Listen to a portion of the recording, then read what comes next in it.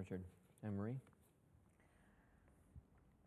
To build resilience into the food systems, I think we actually pretty much know what to do and how to do it, in spite of the relatively pessimistic statements that we heard this morning.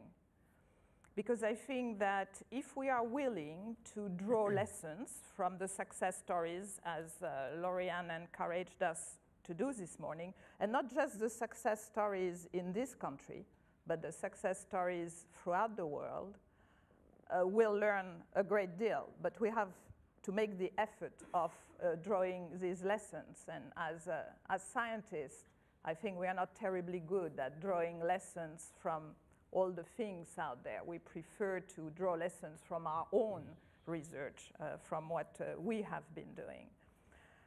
A second thing which we can do, and we've heard a lot about it this morning, is to start monitoring seriously, systematically, the state of agriculture in the sense in which we've heard about it today, that is agricultural production, as well as what is happening to the natural resource base of agriculture, as well as all the knock-on effects on ecosystems, including wild habitats out there, as well as the social effects of agricultural production. And again, we have indicators for all of that. We know how to do it. But what we heard is that the data right now are being collected, if they are collected, by different institutions in a silo-like manner.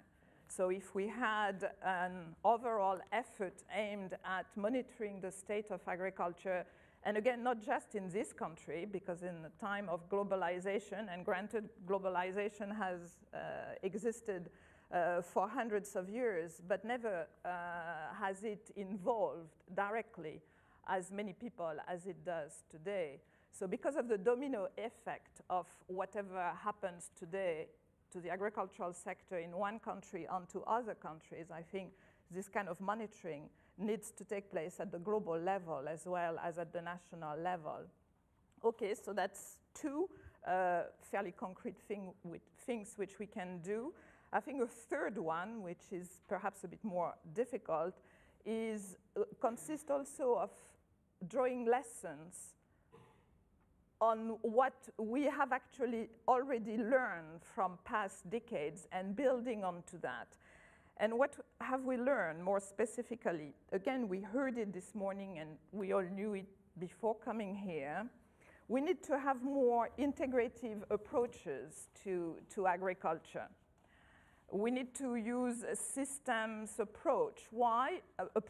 Why? Because every time we've used a highly reductionist approach and we thought, okay, we've produced some kind of a breakthrough, we have a new technology, and we try to implement that technology.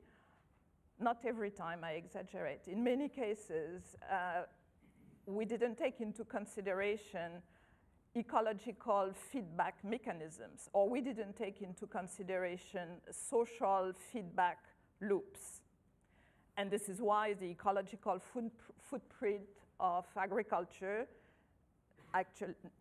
actually not just in the north and in the south today, is as large as it is, and why the social equivalent, the social footprint, is also fairly substantial, because up to fairly recently, we failed to understand these feedback loops. But today, we have enough evidence, and again, we heard it this morning, and it is in the briefing papers, that we know that these feedback loops exist.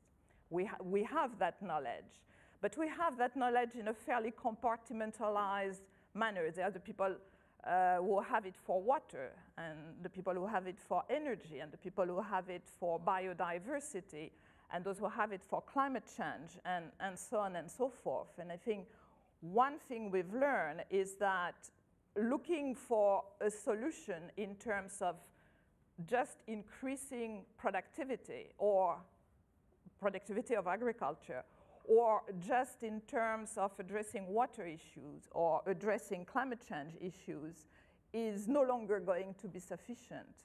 What we need are more integrated approaches, to take into consideration, to really factor into our work these feedback loops, which up to relatively recently we didn't know so much about. Great, another minute or so. A second thing which we have learned is that developing a research program, as good as it might be, to improve a technology or improve a farming practice, in and of itself is no longer sufficient for leading to a sustainable adoption by farmers of the so-called improvement, because the innovation systems within which farmers function, and which include not just farmers, but a whole series of stakeholders, including policymakers and decision makers, that these innovation systems have become sufficiently complex that just doing research and coming up with a new technology, a new improved policy or whatnot, is no longer sufficient. We need to be working at different spatial scales at the same time in conjunction. And again, we heard that from the regional discussions this afternoon. And of course, regional spatial scales, this also means different temporal scales, which is not that easy to do. So, in a way, we know what has to be done. We need to work in a more integrative manner, which means across different disciplines. We need to work at different scales, which really implies we need to work with quite a range of partners, no longer just scientists and a couple of farmers in front of us, but really a whole range of stakeholders and decision makers. And that is tough, because that runs against what we all, as scientists, have been indoctrinated into believing. Each one of us believes that it is our discipline who has the most to offer in terms of solutions to the problems in front of us. And I think this is, to my mind, this is one big challenge in front of us, whether, as scientists, we are going to succeed in implementing, in bringing about whatever you want to call it, the paradigm shift or the new way of doing business, the new way of conducting research with different people and in a different manner than what has been done up to now. And I think this has a very direct implication for academic institutions, in particular in this country. Why, in particular in this country? Because your academic institutions, most of them, have an international reputation and are looked at by other academic institutions in the world as some kind of a model.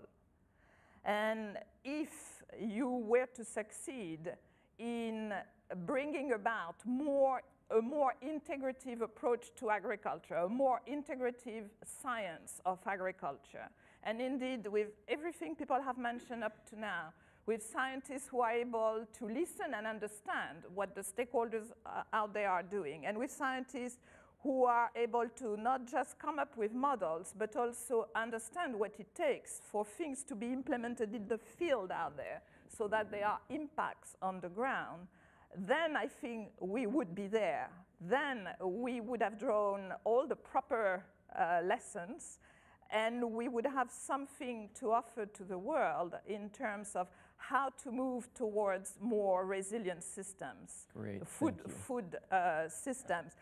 Because the farmers are not waiting for us, and the farmers are very resilient people. Sorry, I carry a bit, but that's because I'm not a native English speaker. So I have to be given a few more minutes. Because the farmers out there are resilient. They can teach us a thing or two about resilience. I think today, to my mind, the crisis, quote unquote, in front of us is more a crisis for us scientists and for the academic community than it is a crisis out there. Because a crisis out there on the ground, as I said, farmers for centuries have learned how to deal with them. But for us, there is really a very big challenge ahead. And I would like, in conclusion, I would like to throw the, how do you say that, throw the gauntlet at all of you, because most of you, well, not all of you, those of you who work in academic institutions in this country, to really bring about this paradigm shift, which is so badly needed, because we've been talking about it for 15, 20 years, and it is still not materializing. So it is up to you. Great, thank you.